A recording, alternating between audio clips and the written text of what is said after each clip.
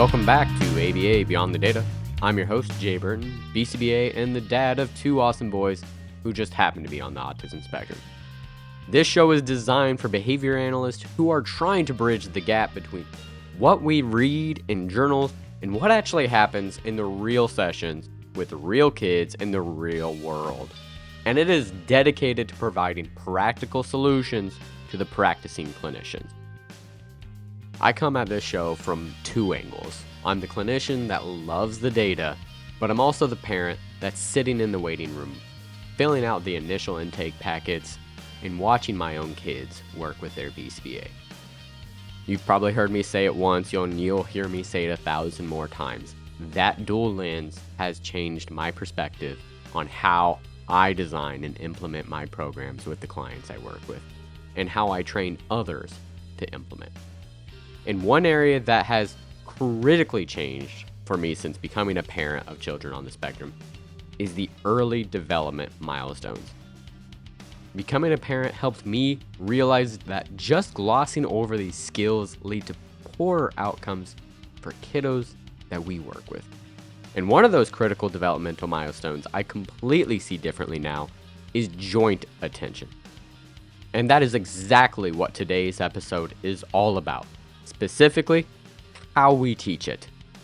Not in a vague, we should teach look and follow point kind of way, but in a clear, step-by-step behavior analytic way that is grounded in developmental science and still respects the child's experience. We're going to talk about what joint attention is, why it shows up so early in development, and why it's such a big deal in autism, and then spend the majority of our time on the how. How do you teach responding to joint attention? How do you teach initiating joint attention? And how do you do it in a way that feels human and not robotic? And before we dive any deeper, I'm going to have to apologize. You may notice I sound a little nasally today. I think like every BCBA, every RBT right now, this time of year, I have the common cold or whatever is going around all the clinics. So, a little bit of a raspy voice tonight, a little bit stuffed up, so I do apologize. It's the holiday gift we BCBAs receive every single year, even though we've never asked for it and never wanted it. The common cold. And will we stop working? Absolutely not. Not until my temperature hits 103. I've got treatment plans to write, programs to modify, things to be done. Yeah. I think that cold medicine's finally kicking in. Woo! All right, but seriously, joint attention. Let me start off with a scene I think a lot of you are going to relate to. You're writing a treatment plan and you're adding a goal that says something like client will respond to joint attention bids in 80% of opportunities across 2 settings and 2 RBTs. It sounds great. Sounds technical. Sounds like we're doing social communication work. Fast forward a month, you're in the clinic, you're overlapping with your RBT, and you say, hey, let's run that joint attention trial. You sit down with the kiddo and you see an opportunity. Out the window, there's a big truck backing up with that loud beeping sound. You point and say, look, the RBT looks at you, you're excited, and the child keeps spinning the wheels on his toy car. Totally locked in, not even glancing up. You try again with something else, maybe a silly toy or a noise on your phone. This time, the child looks up for a half a second because you basically put the item in front of their face. Then they look away, almost like they're relieved to get back to what they're doing. Probably because they are. Technically, you might be able to score some of those responses, quote unquote, but nobody in the room feels like you just built a meaningful social skill. Now, contrast that with the moment we actually want. The moments where a kid sees something cool, a balloon floating away, a dog running across the park, a toy lighting up, and their first instinct is to look at you, or point, or smile, or share that experience with someone. No data sheets, no 3-step prompt hierarchy, just a genuine, did you see that? Kind of moment. That's the heart of joint attention. That's what most parents are hoping for when they say they want more connection, more social skills. And honestly, that's what most of us got into this field to build. So, the main point of this episode is not to just define joint attention, it's to talk about how to actually teach it in a way that is informed by developmental psychology, is grounded in behavior analysis, and is still compassionate and flexible. We're also going to lean on what we know from decades of developmental research. There is a ton of work showing that joint attention starts emerging in that 9 to 18-month window for typical developing kids. And that is not just a cute baby trick. It's one of the early systems that support language, learning, and social understanding. Kids who are better at joint attention early on tend to do better in areas like communication, play, and social interaction later on in life. So when we decide to put joint attention on a treatment plan, we're not just choosing a nice skill to have, a nice parrot trick, if you will. We're choosing something that can shift the developmental trajectory for this child. So, here's how we're going to organize the episode. First, we'll slow down and define what joint attention actually is from a developmental standpoint. We'll talk about that core idea of coordinating attention, not just look at me, but we're both paying attention to the same thing. We'll break it into responding to a joint attention versus initiating joint attention because those are related but not identical teaching strategies and not developmentally identical sequences. Then we're going to look at joint attention in autism. What tends to show up differently? Why is it so often flagged in early screening? And how do we talk about those differences in a way that respects neurodiversity and doesn't turn every variation in eye contact into a pathology?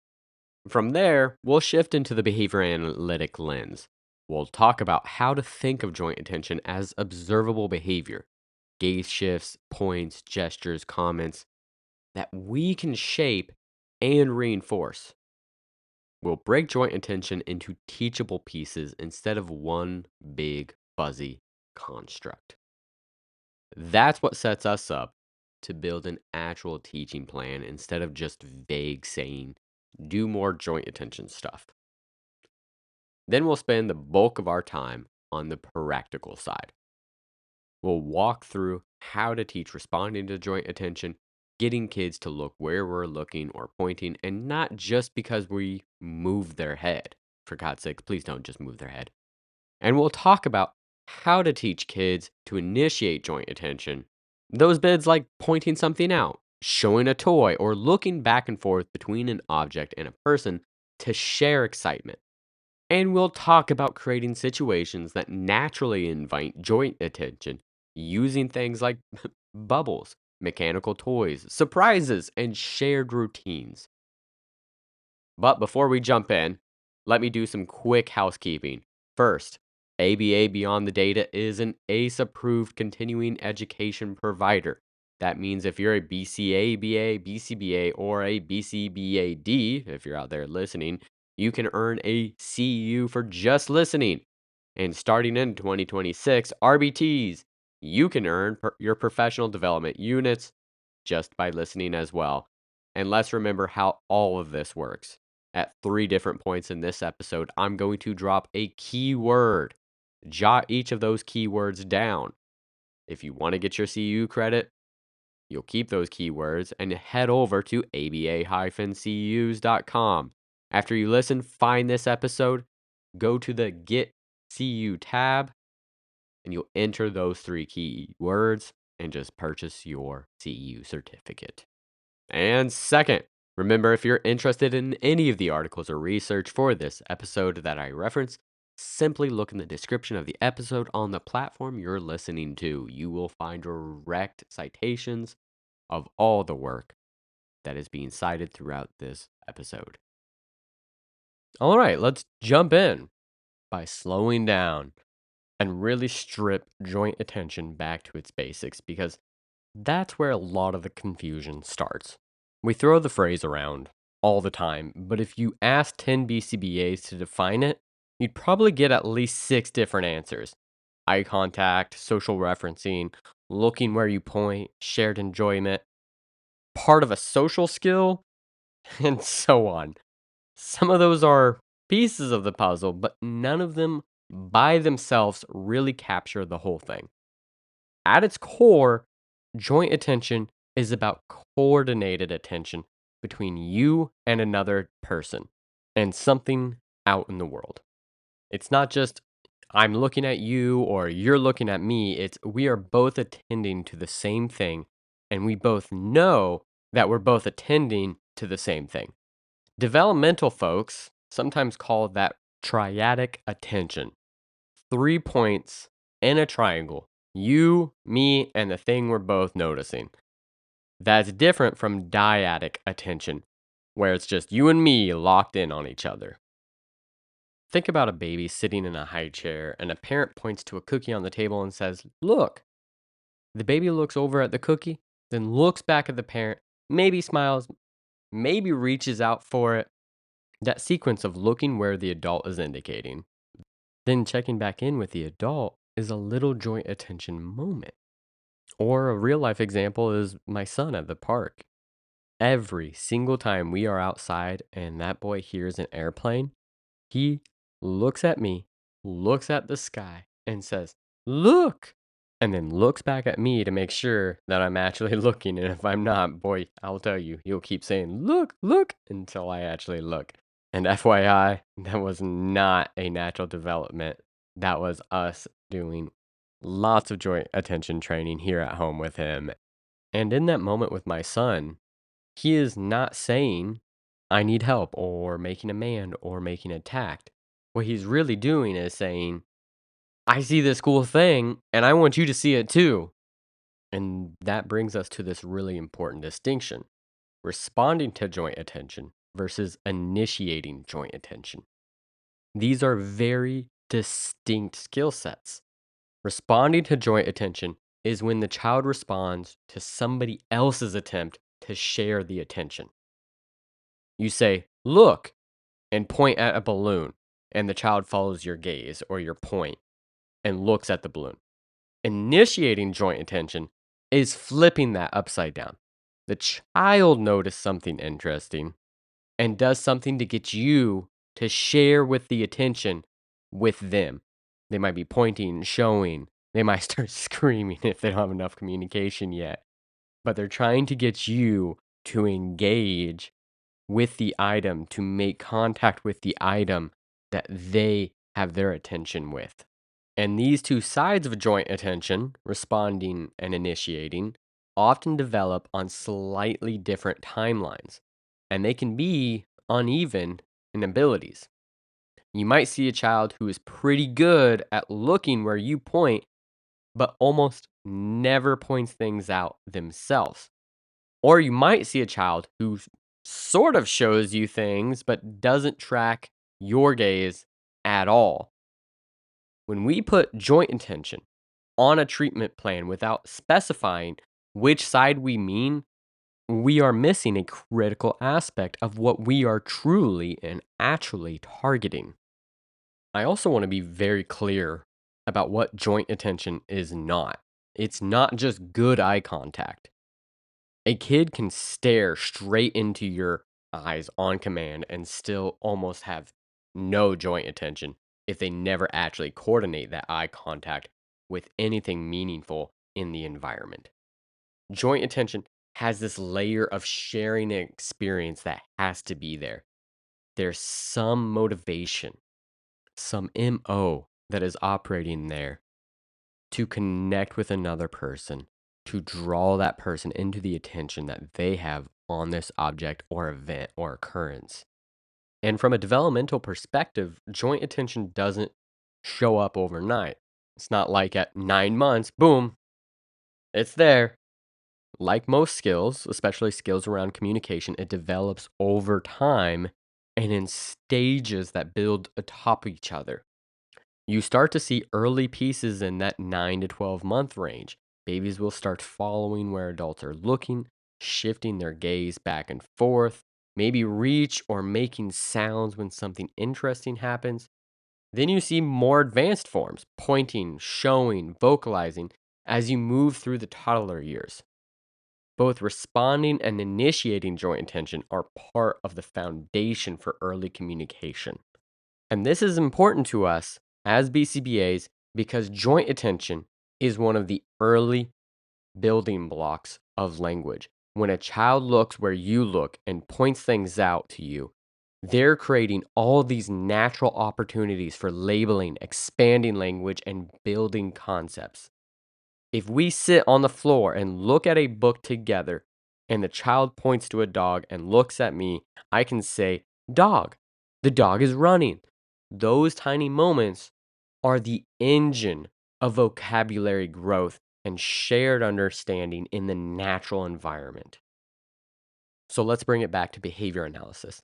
If you look at a lot of our program lists, you'll often see joint attention somewhere on there. But when you read the actual targets, they're sometimes only capturing one small piece. You might see respond to name under joint attention, or follows a point, or makes eye contact. Those things can be related to joint attention, but they're not the whole thing. They're not really joint attention. A child can move their body in the direction of an individual calling their name and still never look back at you when something exciting happens. They can follow a point because they've been drilled on it, but never spontaneously show you anything. So, part of what I want to do in this episode is expand our mental picture of joint attention. Instead of thinking joint attention equals eye contact plus following a point, I want us to think joint attention equals coordinating attention between people and things in a way that lets us share experiences.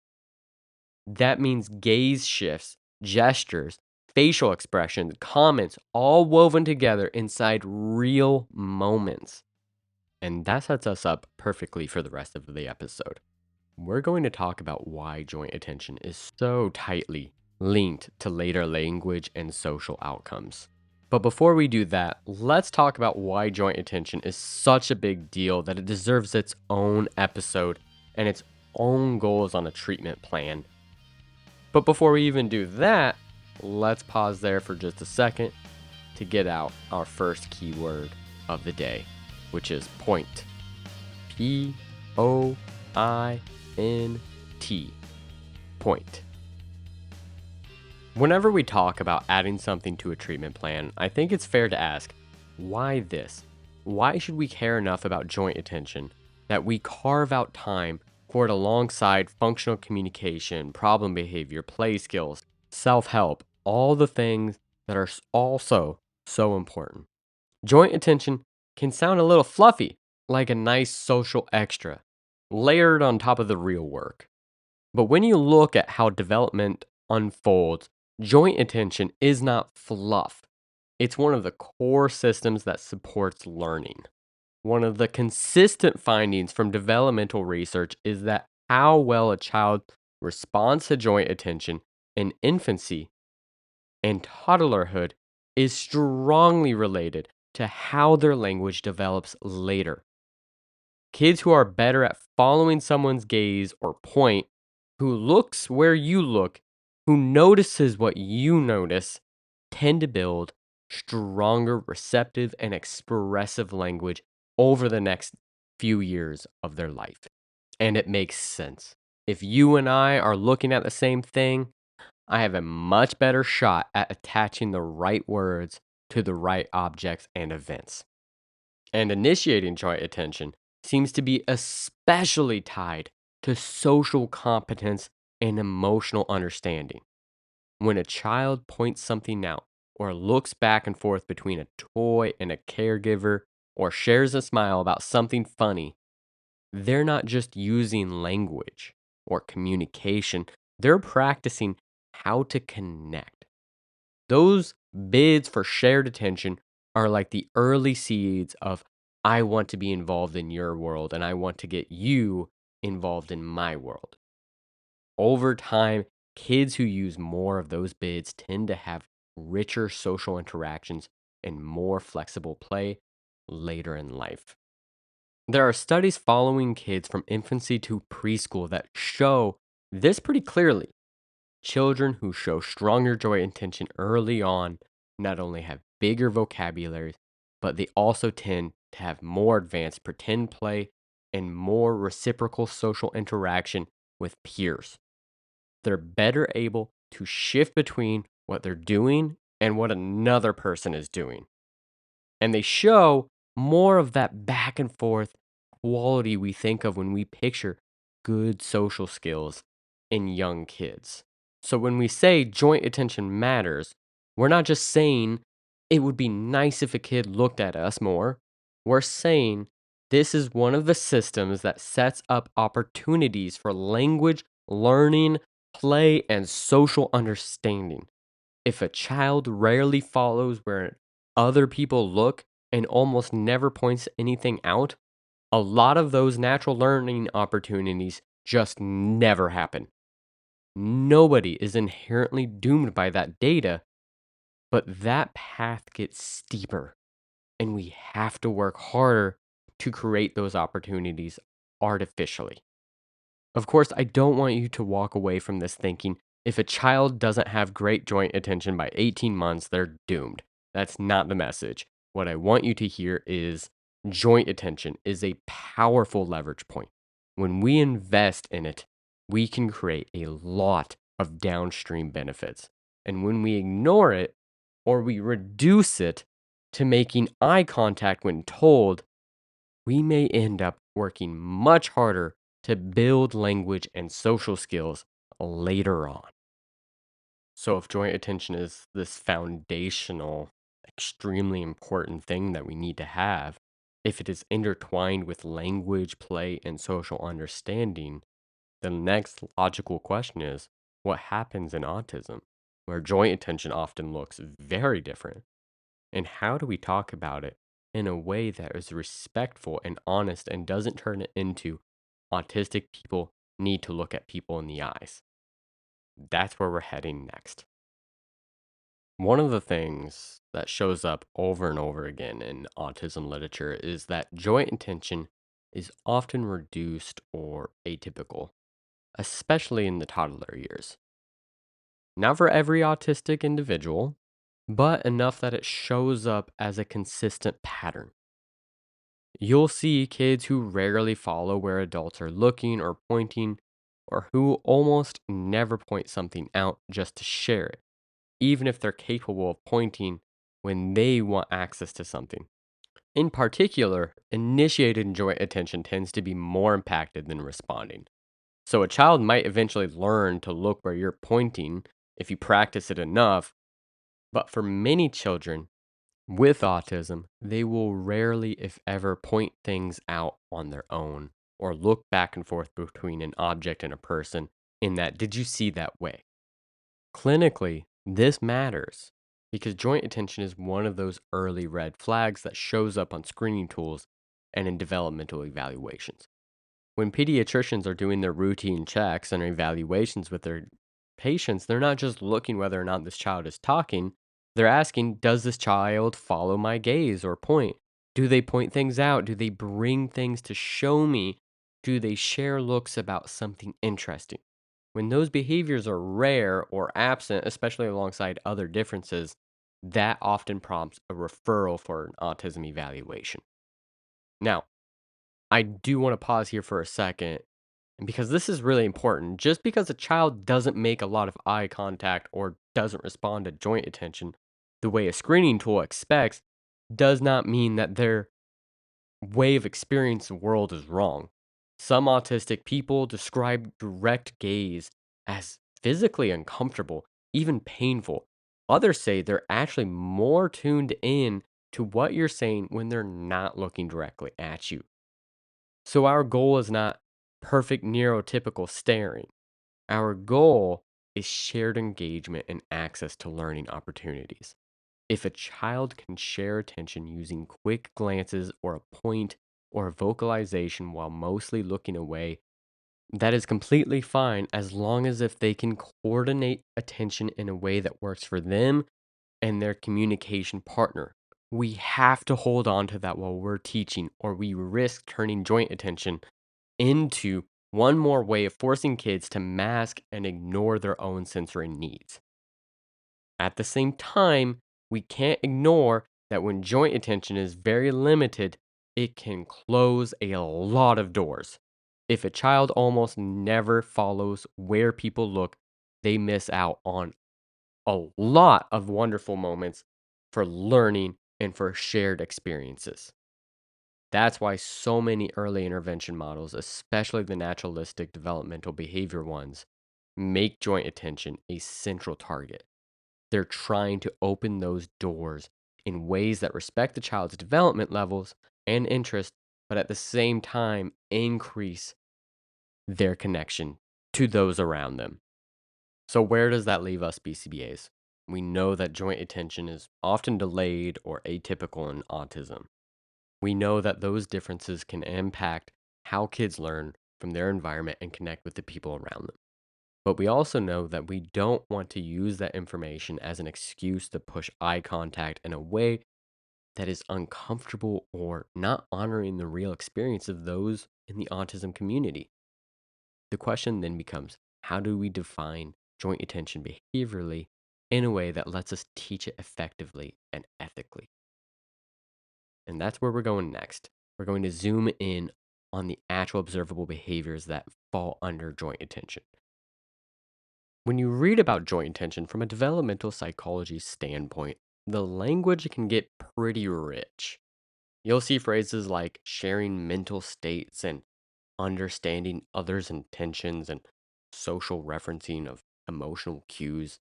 All things that PCBAs are just not familiar or even comfortable with. Even just saying like emotional cues feels so off putting for me. Really, it shouldn't. We're in a modern age of ABA, but like we all know that we sometimes are not the best with the mentalistic side of psychology, right? And in the mentalistic side of things, that language is useful. But as behavior analysts, our brains almost automatically start translating. We start asking, okay, what does sharing a mental state look like? What are these observable aspects that we're looking for when we're sharing a mental space? What's happening before and after them? What's keeping them going, right? That's what we're going to start asking when we start seeing these sort of jargon. Doesn't mean that it's wrong though, right? Just means that it's said in a different way. So from a behavior analytic point of view, you can think of joint attention as a class of operands, responses that coordinate another person's behavior with events in the environment. When a child follows your gaze to a toy and then looks back at you and you smile and comment, your attention and your reaction become part of the reinforcement context. When a child points to something and says, "Look," and you respond with excitement and talk about it, your social reaction and the ongoing access to that interesting thing both function as the consequence. So instead of saying joint attention is sharing an internal state, we can say joint attention is a pattern of gaze shifts, gestures, vocalizations, and other behaviors that reliably recruit and coordinate someone else's attention to an event in the environment. That's not poetic, but it's much more helpful when we're writing programs, when we're thinking this through from a behavior analytics standpoint. And once we have that clear definition in our head, we can actually start breaking joint attention down into teachable components, such as body orientation, following gaze or head turns, following a point, shifting gaze back and forth, using gestures to recruit attention, making comments and exclamations. All of those behaviors can be observed, counted, and shaped. We can manipulate the antecedents, things like where we sit, what we're looking at, how interesting the material are. We can manipulate the consequences, what happens when the child does or does not respond. And we can create teaching procedures that gradually increase the complexity and spontaneity of those behaviors over time. And I want to be clear here. This isn't about stripping away the richness of joint attention or pretending it's purely mechanical. because it's not. It's awesome. What it is honestly beautiful when you think about it. It's just about giving ourselves leverage points. If we just say improve joint attention, we're stuck. But if we say, right now, this child rarely follows a point and almost never looks back at the adult's face after seeing an object, now we know where to start. If we say, we're seeing some responding, but almost no initiating, that tells us we've got different problems to solve. And this is also not a conversation about mentalism. We don't have to argue about whether joint attention requires theory of mind or understanding of others' beliefs to write effective programs. We can acknowledge that there are internal processes we don't directly observe and still choose to focus our teaching on what kids do. Those things are good to understand, but as a BCBA, you do not need to be an expert in those things to still develop connection through joint attention. So, practically, our behavior analytic job is to ask what are the smallest observable units we can target that will still produce meaningful changes in how a child coordinates attention with others? And how can we combine those units into routines and activities that feel like real joint attention, not just a series of disconnected drills? God, no more drills. Once we've answered that, the rest of the episode starts to write itself. We're going to talk about how to assess those component skills, how to write the goals that actually describe real joint attention, and then how to teach responding and initiating in a way that are grounded in behavioral lenses. So let's start with the assessment piece. How do we figure out where a child is with joint attention right now? And how do we write goals beyond will improve joint attention and actually mean something? And when you're thinking about joint attention for a specific child, the first step is just to get a really clear picture of what they're already doing. You don't need a fancy standardized assessment to start that process, though you can borrow a lot of good ideas from these assessments, especially ones around NDBIs. I love the Denver Early Start Model. That checklist that they have is a wonderful tool to use for assessing joint attention steps. But you can also learn a ton by just setting up a few simple situations and watching what happens. One thing I like to do is build a little joint attention check during my regular intake or early sessions. I'll sit on the floor with a child and put out a small, interesting toy, maybe some bubbles, maybe a wind up toy, or a toy that makes a lot of noise, especially singing toys or novel sound toys. I also like to set this up in a room with a large window. For our clinic, we do have this wonderful room with a huge window that looks on the street, and on a regular basis, there will be a pretty cool truck that's going by. Then I'll try a couple of basic responding to joint attention probes. I might call the child's name from behind or from the side and see if they orient. I'll pick up something in the room, look at it, and say, wow, look, this is so cool, while pointing at it. I'm not trying to be sneaky. I'm just watching to see, do they follow my gaze or my point? Do they need a big exaggerated cue or do they respond to something more subtle? And if they do look at the thing that I'm referencing, do they ever look back at my face, even briefly, or do they just lock in on the object and stay there? For initiating joint attention, this for me is where the fun starts. I'll set up just a bunch of little surprising or interesting or just odd things, random situations about, and then just wait. Maybe I turn on a toy that makes like a funny sound. That's like some of my lamer stuff. Maybe I put in a toy in the room that is remote controlled and like just move it randomly to see what happens. Or maybe I just do something weird, like just put a box on one of the RBT's heads and, just typical ABA wackiness. Us just being weird out here. It's whatever. The question I'm asking is, does the child ever try to bring me into the moment? Do they glance at me or anybody else in the room? Do they point out the objects? Do they smile in the direction of myself and the item? Or do they seem to experience the event entirely on their own without looping me or anyone else else into it. And as you're doing all this wackiness, it's very important that you really be intentional about distinguishing responding versus initiating. Once you have that picture, you can start writing the goals that are actually operational. This is where we want to avoid the classic client will improve joint attention goal because nobody knows what that means in practice. Instead, we can write something like when an adult points to a visible object within 5 feet and says, "Look," the client will shift their gaze to the object within 3 to 5 seconds or something along those lines. It doesn't have to be just like that. Now we know exactly what we're talking about. We have operationally defined it. For initiating joint intention, you might write something like during 10 minutes of play with an adult, the client will point or show an object and look at the adult's face 1 or 2 times. Again, we're being specific about what the behavior looks like, pointing or showing, plus a look at the adult's face and where it should occur.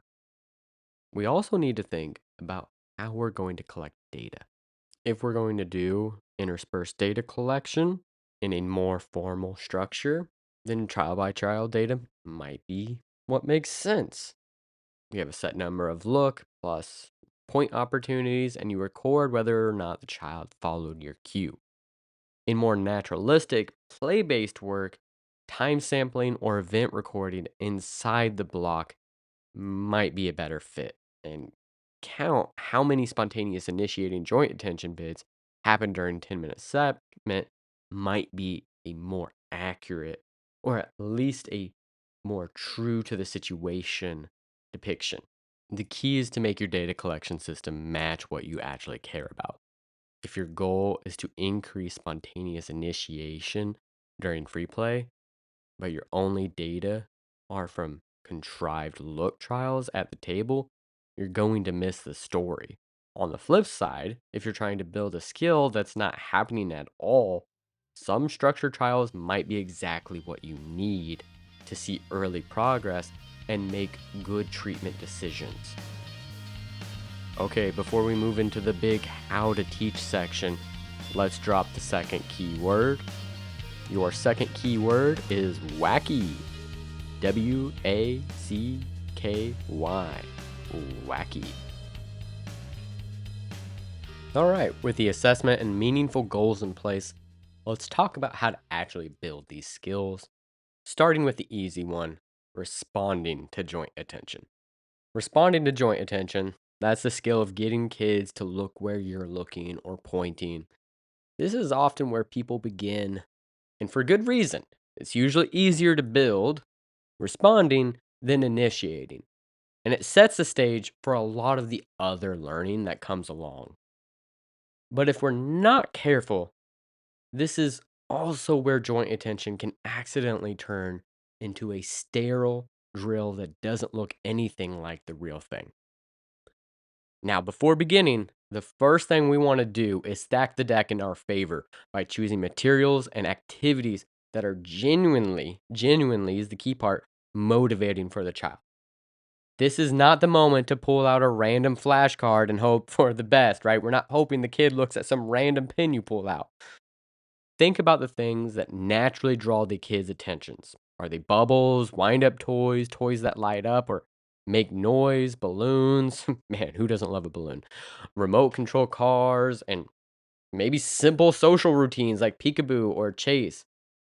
And boy, if you have access to a mechanical or remote controlled toy or car, that can be activated as you look towards them, those can be especially powerful. Seriously, there are so many great options out there. Just check out Amazon. Remote control dinos, dancing robots, dogs that flip with a push of a button. I mean, there's just so many awesome toys out there nowadays. You don't have to do the lame old clapping monkey for joint attention that I remember seeing back in training videos in grad school. All right, so let's set the scene. Let's imagine you're sitting on the floor of the child and you've got a dancing robo toy. At the beginning, you might hold that toy up next to your face so that they're looking at your face and they're also looking at the toy, roughly in approximation. You activate it, let it dance, and you're watching for any sign that that child is tracking that movement. If they're locked in, you can start pairing your gaze shifts and pointing with the activation of the toy. So, for example, you can put the toy on the floor, look at it, hold that gaze for a second, and say, "Look." And right at that moment, you can activate the switch or the toy, and it's going to start dancing or moving or spinning around or whatever your little toy is. What we're doing in this kind of setup is building a history of your gaze shift and your point predicting that something cool is about to happen. Or you're just teaching the child that you have magic powers to make toys do awesome things just by looking at it.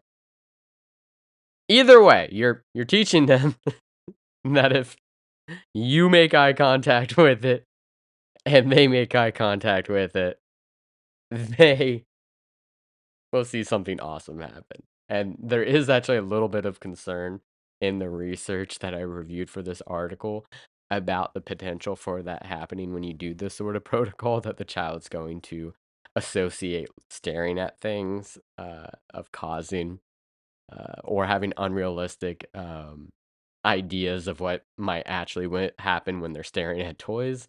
I really don't think that's ever gonna happen. I don't imagine that being a concern, but who knows? If you start seeing your kids staring at the toy for extended period of times, trying to willpower it to start, maybe back off that toy for a little bit, maybe redesign your protocol. But seriously, at first, the toy basically does all the work. It's the main reinforcer. But as you consistently pair toy activation with looking or pointing, kids start to anticipate that if they follow your gaze, they'll find something good. Over time, you can fade the toy to something less dramatic and then slowly fade it over time to an almost neutral item. And eventually, you want it to be that your reaction, your social reaction to the situation, is what is causing and reinforcing the joint attention, the responding to joint attention bid. And when it comes to prompting throughout this, you obviously may need to prompt a child to follow a gaze or a point. In research, they mentioned blinders to direct a child's view and physically prompting the child by moving their head. If you've listened to me previously, you know my stance. Physical prompts should be used sparingly, very sparingly, and client dignity should be respected. And honestly, I do not see how blinders in any way are respecting child dignity. I think it's absurdly intrusive. So even if it's just your hand acting as a blinder, I would highly encourage you not to do that. And as an RBT back in the day, not BT, I guess, technically, I did use blinders using my hand for joint attention and for responding to name. Um, and so I don't want you guys to feel like anybody's picking on you here. I know a lot of individuals are still using the blinder method. And the reality is, we can do it without pretty easily. Since becoming a BCBA, I have not had to use the blinders method and have had luck with a lot of other prompting methodologies. The one that's easiest to use is a preferred item in my hand to catch their attention and then to follow my hand to the area that I am pointing to. From there, especially if it's a smaller item that you're holding in your hand, it's pretty easy to fade that by slowly covering your fingers over the item over time.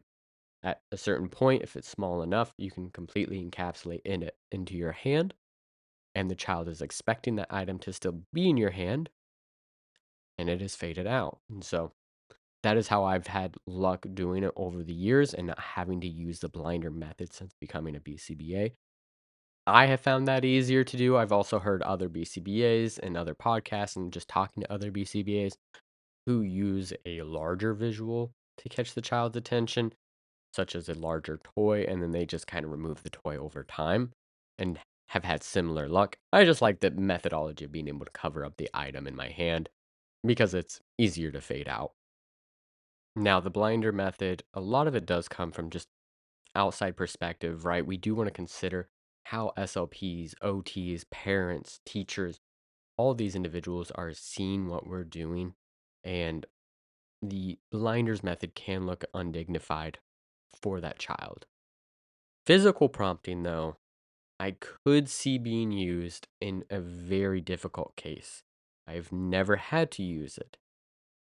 But if we were to use physical prompting, it should be extremely brief, gentle, and paired with a highly preferred, not something you insist on if the child clearly doesn't want to engage. If you feel even the slightest resistance, you should stop. And also, guys, make it natural. Physical prompting occurs in real life. It doesn't have to be so sterile. A single finger on their jaw is a lot more natural prompt than a whole palm on the side of their head to move their face to look at the item, guys. It's also a lot easier to fade that single finger movement from a physical prompt, whether it be just a partial tap on the jaw to have them look in that direction, into the actual finger pointing into the area that you want them to look, right? Because it just tap on the jaw, and then from there, they are following that point. Another nice alternative is to use positioning and gestural prompts instead. You can start with the item very close to your face so that looking at the item automatically means the child is kind of following your gaze. You can exaggerate your pointing and facial expressions like big eyes, clear head turns, excited voice. Whoa, look at that! As the child starts to respond. You can gradually move the object further away from your face, reduce the intensity of your gestures, and rely more on natural looking cues. So I would absolutely start with that before you moved into physical prompting. And it's important that we build a full joint attention response here. We shouldn't just be working on the look. So we need to incorporate, of course, the look, but we also need to incorporate the commenting and the look back at you. Now, of course, this is going to be dependent on the child's age and vocalization abilities. But for a child that is moving into the later age stages and is developing communication, it is important that we work on making a comment because this is a social interaction. Joint attention isn't just following somebody's gaze. If we were to do that, all we're teaching is to follow a point. We're not actually teaching a social interaction here, guys. So having them comment on it if they are at the appropriate age to do so is a critical piece of the joint attention puzzle. So let's say you have a little 3-year-old that is just starting to make sounds, that is just starting to make approximations. You turn on the dancing robot. You say, "Oh, wow," while pointing to it. They make eye contact with it. And maybe you echo again the, "Oh, wow." And the goal is that hopefully they will echo you. You can always prompt as needed, but this starts a social interaction. And then from there, we start the look back piece. After they look at the object, maybe depending on their vocalization level and their age, make a comment. You pause for a second with a big expectant smile. Many kids will naturally flick their eyes back in your direction anyways to just kind of check in. The moment that happens, you respond with enthusiastic social praise and maybe another reinforcer on top of that. Maybe more bubbles are going to be blown when they look back. Maybe you're picking them up and spinning them around. Something should be occurring as they look back at you. And over time, you're shaping a chain. Child follows your point to the object. Child makes a comment or even just a simple vocalization, like if it's a carved room or wow, right? Child looks back at you and cool stuff happens. They get a reward from you, whether that be social interaction, whether that be more bubbles, something else is going to happen. They're developing this chain and understanding that more social interaction leads to more awesome stuff happening. You also want to think about distance and variety. Early on, you might be pointing to things that are within arm's reach on the floor. As the child gets better, you can start pointing a little further away, across the room, out the window. up at a light. You can point to a quiet thing like a picture on the wall, and to dynamic things like a ball rolling or a sibling running by. And you can also start varying how obvious your cue is. So sometimes maybe you're saying, look, and sometimes you're just pointing. Other times you're just shifting your gaze and seeing if the child tracks it. Of course, this is a long process to fade this out, right? So you want to make sure that each step has solid ground and solid percentages before you master these steps out. And this is critical to understand. All of this is happening inside activities that child actually enjoys. So maybe you're going to play with bubbles for a few minutes, and during that time, you're going to build some opportunities. You blow the bubbles, watch where they go, and then say, whoa, look at that big bubble on the ceiling, while pointing and see if the child tracks them up. If they do, great, comment, look back, keep the game going. If they don't, you adjust your prompting and keep it tight. These should not be ran in like an DTT fashion. That is just a recipe for disaster. You are not naturally building social interactions. And once you've built a solid foundation of responding to joint attention bids, you're in a really good position to start tackling initiating joint attention.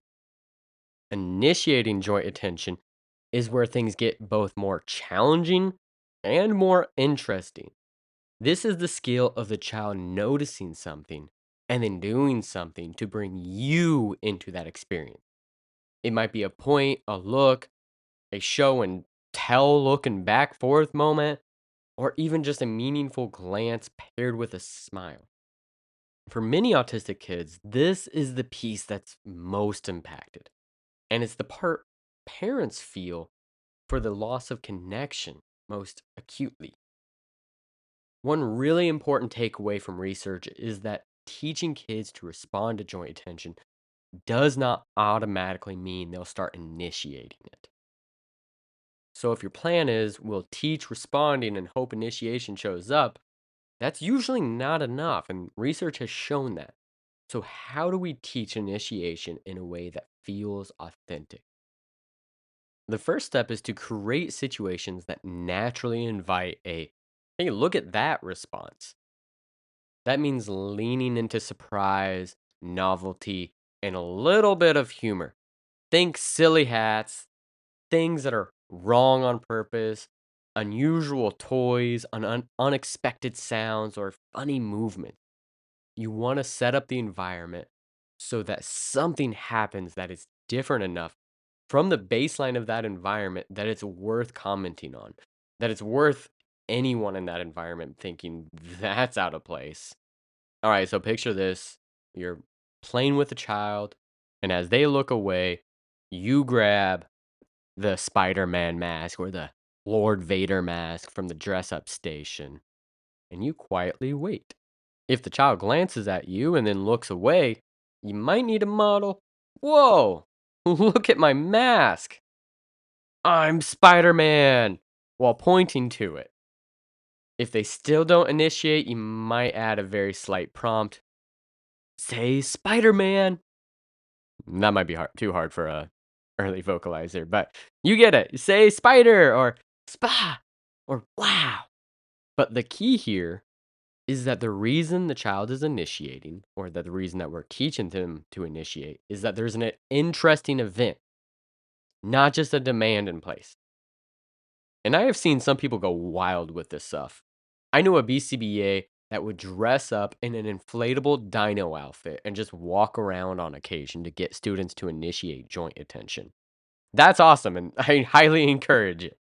I've seen clinics that have a supply of mustaches, giant sunglasses, and hats, and that is wonderful, especially at the start. But remember, we want to fade that. We don't want to make it so they will only comment on the most bizarre things. We want them to comment on things they just find interesting.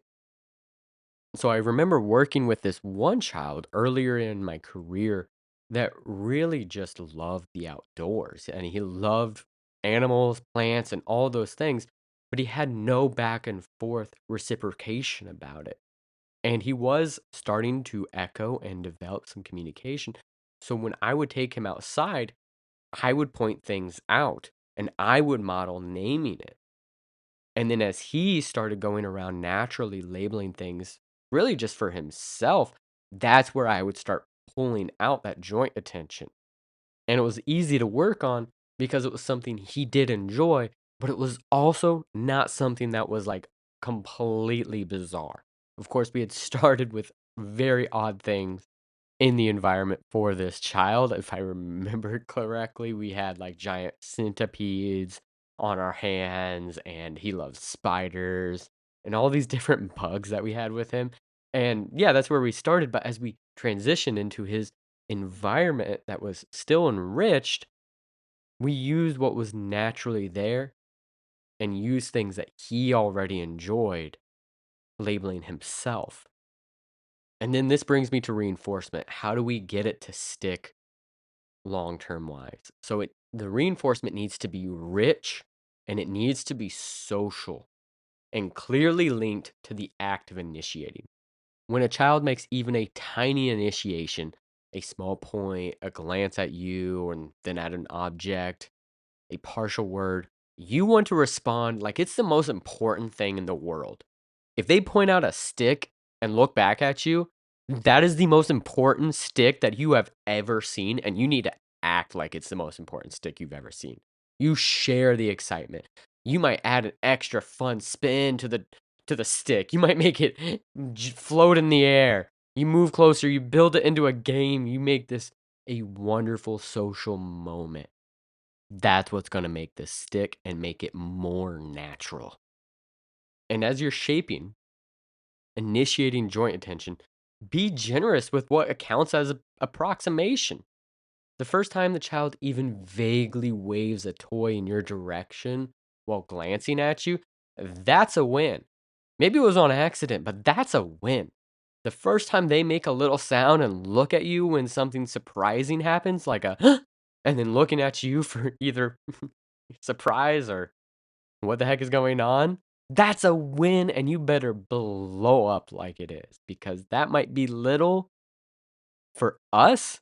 But that's a huge step for them.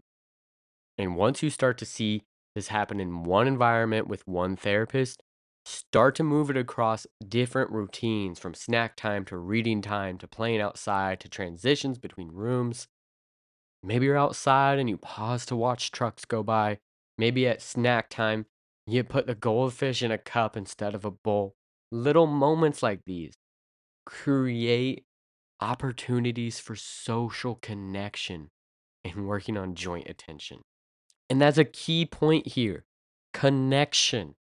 I want to be very explicit about this. Authenticity matters for joint attention. The goal is for the kid to produce a real look at this, not a robotic look in a perfectly scripted way, right? We don't want this robotic look at this. We want a real excitement, not just because they know it's what they're supposed to do, it's because they actually want to see your reaction to it. So if this kid loves dinosaurs, I don't give a hoot if you don't like dinosaurs. Get into dinosaurs, learn all their names. When that kid shows you a dinosaur, you freaking blow up about that dinosaur. You love dinosaurs and you always have loved dinosaurs, okay? If they love elevators, you get into that elevator and you push those buttons and you get excited when it goes up, okay? If they love spinning toys, you love spinning toys. It doesn't matter what it is. You have to be authentic about it. You have to buy into it. And if you think you can't buy into whatever their interest is, then maybe you're just not a good pairing for this kiddo, right? Maybe you're just not a good fit. Because it's gotta be real, guys. It's gotta be real. All right, now that we've talked about how to teach responding, initiating joint intention, we need to zoom out and talk about how to do this in a way that stays aligned with our values, with assent, and being trauma informed, and respecting neurodiversity, because there are some real pitfalls here if we are not careful about this. Whenever we take a concept as rich as joint attention and turn it into programs and data, there's going to be risk. One of the big ones is that we end up turning joint attention into an eye contact compliance drill.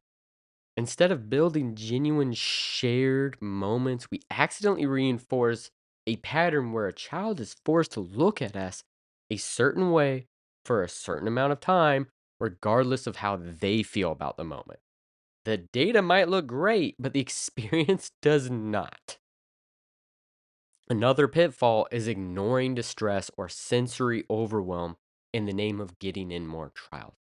If a child is clearly signaling that they are done, turning away, pushing your hand away, but we keep pushing and saying, just one more, look where I point, we're not teaching joint attention anymore. The social engagement and connection is gone.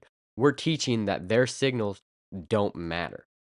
We're also at risk of pairing joint attention cues, our gaze shifts, or our points with discomfort and coercion, which is the exact opposite of what we want. And overuse of physical prompts is right up there on the list of problems. If we find ourselves constantly grabbing the child's chin, forcing their head to turn, or holding their face so that they look in a certain direction, and if you can't hear my emotion in this right now, I'm getting upset just thinking about this. Something you're doing is wrong. Not only does that violate basic boundaries, it is also completely changing the nature of the behavior. We're no longer shaping a voluntary gaze shift. We're manually moving a body part. There's a real problem here.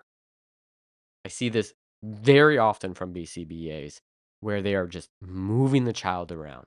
And I can go on and on about this, but please, if you feel resistance from this child, remember who you are working with, a child. They have every right to resist this intervention. And all you need to do is go back to the chalkboard and figure out and rewrite your intervention. And finally, we have to talk about eye contact. If they clearly prefer to engage with the world in a way that doesn't involve direct eye contact, then we build programs that honor that while still opening up shared engagement where it's possible. Having a neurodiversity aware frame helps here. It's okay if the topography of joint attention looks different from one child to another child. Some kids might do a quick side glance instead of doing a long stare. Some might point with their whole hand instead of index finger. Some might vocalize or script instead of saying, look. We do not need perfect eye contact in these moments either. There is nothing wrong with a fleeting glance, guys. There is absolutely nothing wrong with a fleeting glance. Our target is shared engagement. It is not eye contact. When we hold onto a scent first, relationship second, and skill third, joint attention work starts to feel different. It feels like a connection and not like a target. It becomes less about how many trials did we get and more about how many moments of engagement and genuine connection did we have and share. The data still matters, but they're in service of something bigger than numbers. They're in service of genuine connection between two people. All right, before we wrap this up, I'm going to drop our third CEU. The third keyword is look. L-O-O-K. Look.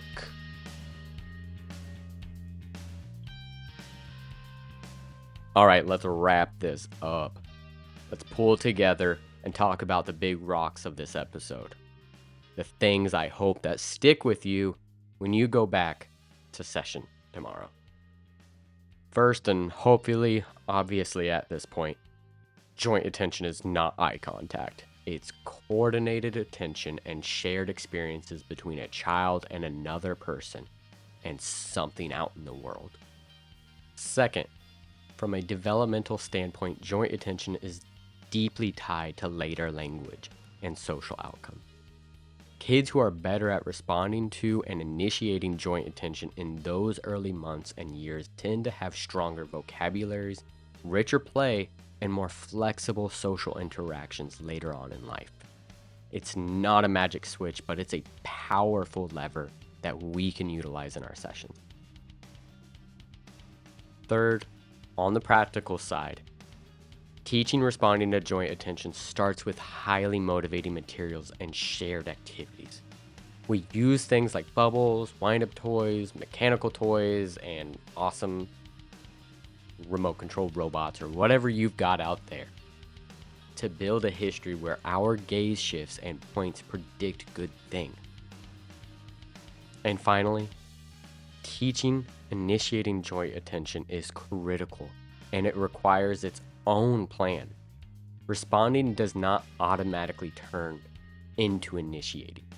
We create interesting, surprising events and model how to share them.